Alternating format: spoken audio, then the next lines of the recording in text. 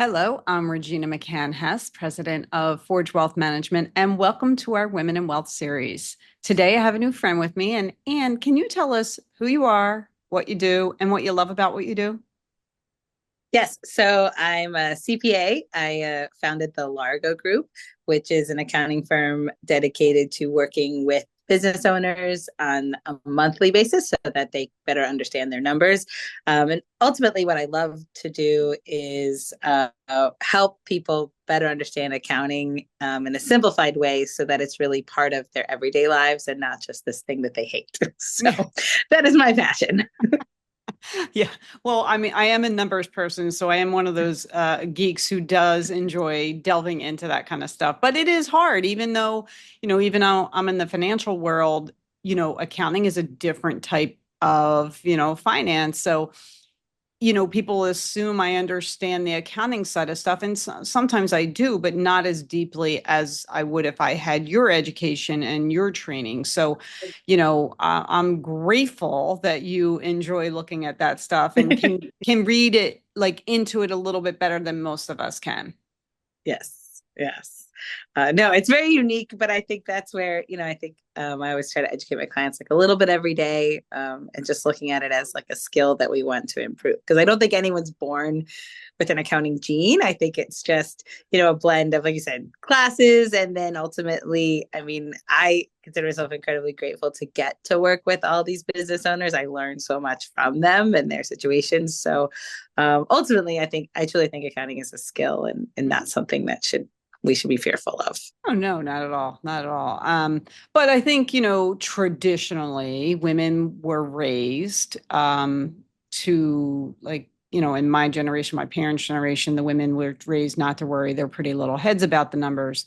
But that thankfully is changing, but it is like an education process that needs to continue so that we are all comfortable with numbers and looking at numbers, and men included, because it's assumed that they know what they're doing, but they're not given the education either. So it's like not really fair to them. Right.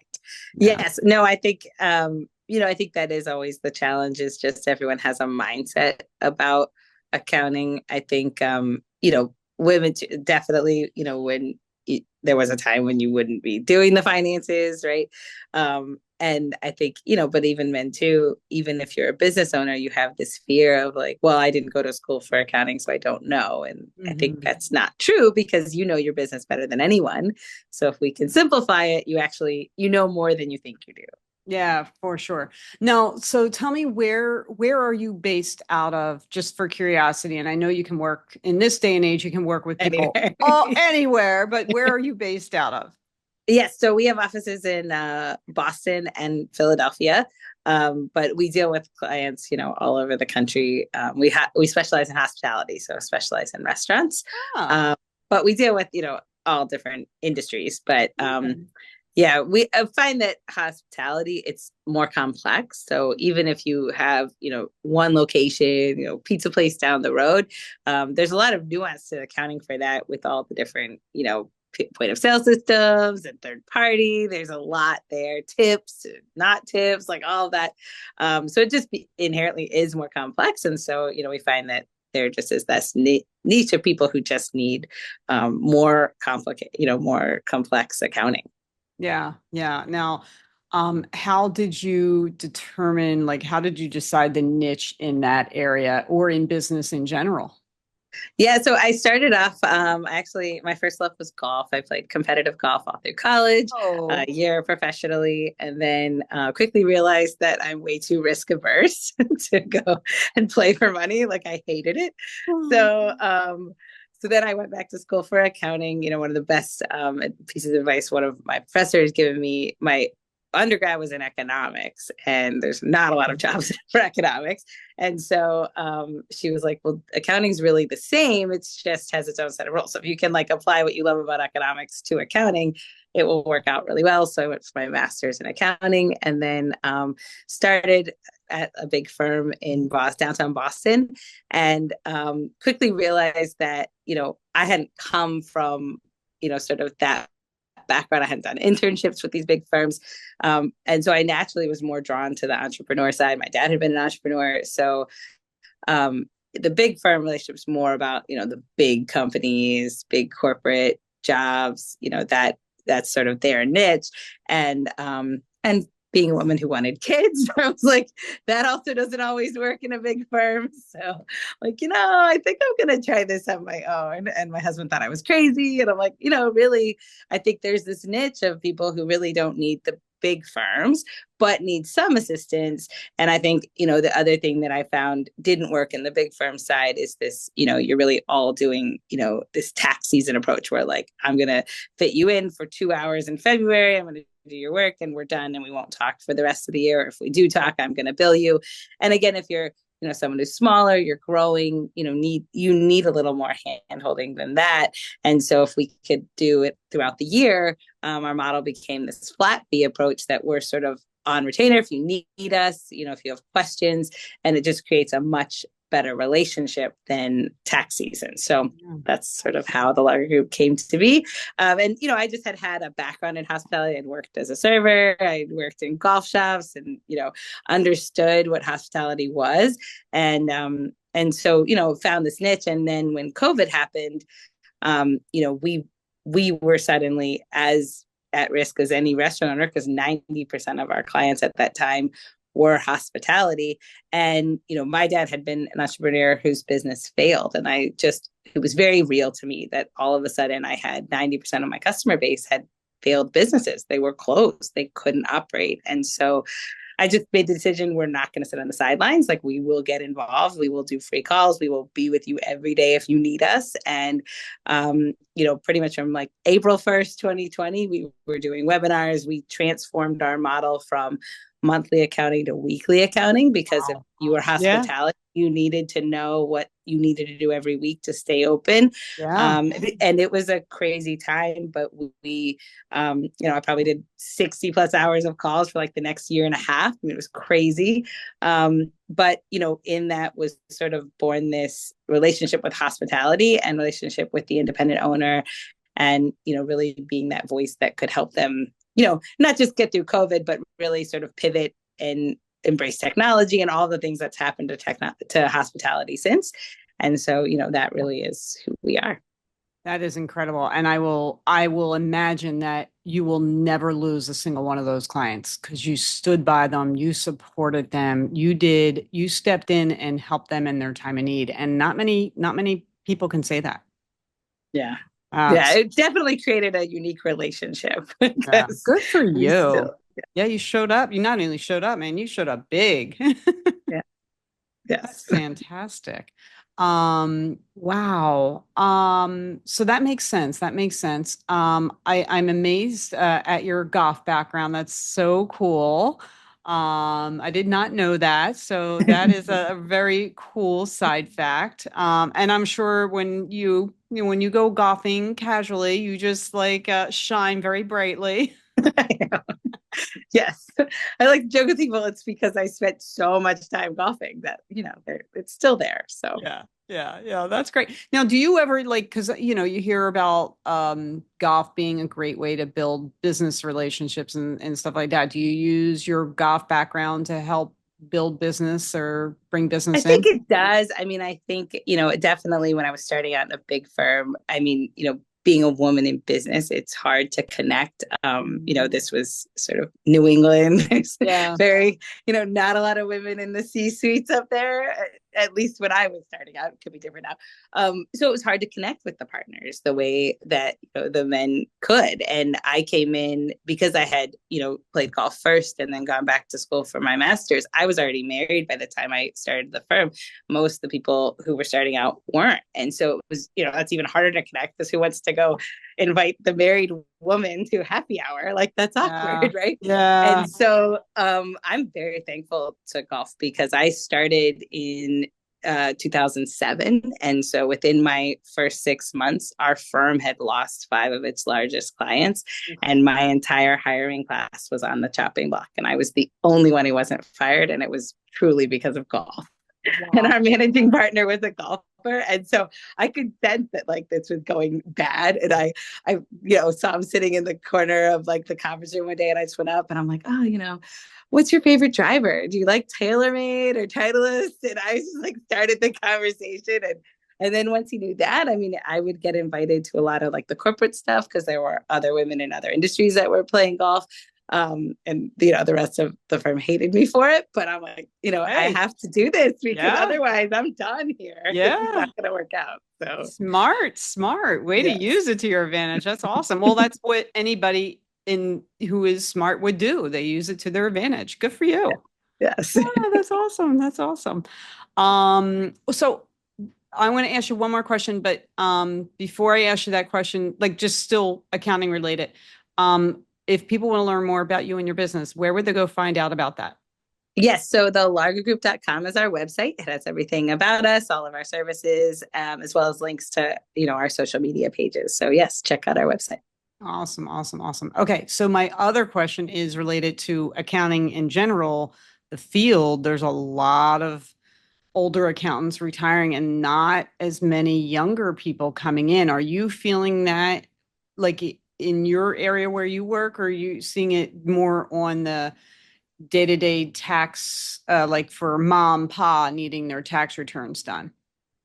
Yeah, I mean, I think it's a huge issue that you hear. One of our clients is actually involved in one of the national associations for accounting, and I mean, it's across the board a huge issue. And I think, my kids were really, really little, and I was just starting the larger group. I taught in a college for a couple of years, just part time, and I really blame the way it's taught because I think you walk into a college class and if you don't get it right away, a lot of the professors who haven't really worked in the field, they're just academics, Right. kind of make you feel like, oh, you're just not really an accountant, are you? And like Mm. that mentality continues on. I mean, I remember watching at the big firm I was at, the partners would walk around the room and they would be like, yep, not everyone's cut out for public accounting. And you're like, how horrible is that? No, Like, it's awful. it's Like terrible. And so I eating your feel like, young. That's right, eating your they're like young. 22. Like, give them a chance. And, sometimes people just learn differently or need that hands on. And so, I see that mentality everywhere I go and I hate it because I'm like, this truly is a skill. And I think what happens to these kids in college are like, why would I want to do that? Because you're basically, making me feel horrible if I Yeah. don't get 100 on the test. Where the other, aspects of business don't do that. Marketing doesn't do that, or even just general business doesn't do that. And so, I think it's the way it's taught. I think it's the way that people are treated when they come out. The firms are not nice to their new hires. I mean, it's just the culture of the survival of the fittest, and yet you need X number of these kids to work out or you're just not going to be able to sustain. And I think that's really what's happened, and especially in the tax world, I think it's just crazy how hard it is to find people who want to do tax. So, again, a lot of our end is just trying to take people who have a curiosity about it and teach them Yeah. rather than, hire someone who's already done it because Mhm. usually they hate it. I mean, so many times it's like I'm interviewing someone and their option is leave the industry or take this job. And Oh, that's it's rough. terrible. That is rough. Oh, okay. All right. Well, yeah, it's tough. I mean, I think, eating your young also doesn't hurt, help their situation. But, I was thinking of it as more like, for regular tax return type of accountants, like, that's a rough lifestyle, especially, if you want to have a family and things like that. So that's why I was like wondering if it was more of that and the Well, I kids. think definitely, I don't think, I think in the big firms, obviously there's like Yeah. cultural things, but I think it is inherently that, it is so hard because they have, crazy hours for 4 months and then you have not much the rest of the year, but you just always know those crazy hours are coming. And I think that's where it just becomes, sort of like it's a hard culture to, to keep going because of those hour requirements. And I think, technology has helped in some ways, but it's also made it harder. I mean, up until this year, we had, an older gentleman who still helps out a little bit, but he was more involved on our team. And his biggest fight was the software. that he Mm. just, he'd grown up where you just put the number in the box and you're trying to explain to him, there's this whole software and it doesn't really go in the box. You got to put it somewhere else, that it shows up in the box. And, something that's easy for the 22-year-old, it just became just this, he hated it. He just Yeah. hated it. And I think a lot of the people that are leaving in the, that older generation, I think it's more technology driven because they just are intimidated by the Oh, yeah. softwares. And they had a system and now it just doesn't work the same way. So Well, I can understand that. That it is challenging. I mean, technology changes so quickly anymore, and you really have to work at keeping up at it. It's no joke. You really do. yeah, No matter what the software is. yeah. Well, and I think the other thing that really hurt our industry was COVID, Mm, all of the rules changing so quickly that, yeah. historically you just wouldn't see that amount of rules changing in a 2-year period that impact your clients. And now Yeah. there's new forms. I mean, remember what was it? 2020, 2020 got pushed to like July. I mean, it was just such Oh, a people yeah. and Yeah. guys that have been doing these, 40 plus years. They just had never seen that. And so I Mm, think there was also a lot of fear of like, I don't want to get it wrong. So I'm just going to leave because yeah. I don't know what's going on. Wow. Yeah, I see it. I see it. So we kind of touched on this a little bit, but what has been the most challenging working as a professional woman? I definitely think like the work-life balance part, I try to be, very mindful of setting a calendar and like, being there for my kids when I need to be there for my kids. I have two boys. Um, but I think the other part is you're sort of like paving a new path that, it's completely different from my mom's generation and, her whole family. And so, in some ways, they were just like, what are you doing? Like, Yeah. what? So I think that I would say those are probably the two biggest challenges. Yeah, it is. It's very generational, a huge generational difference. That's cool though. I like that. I like that.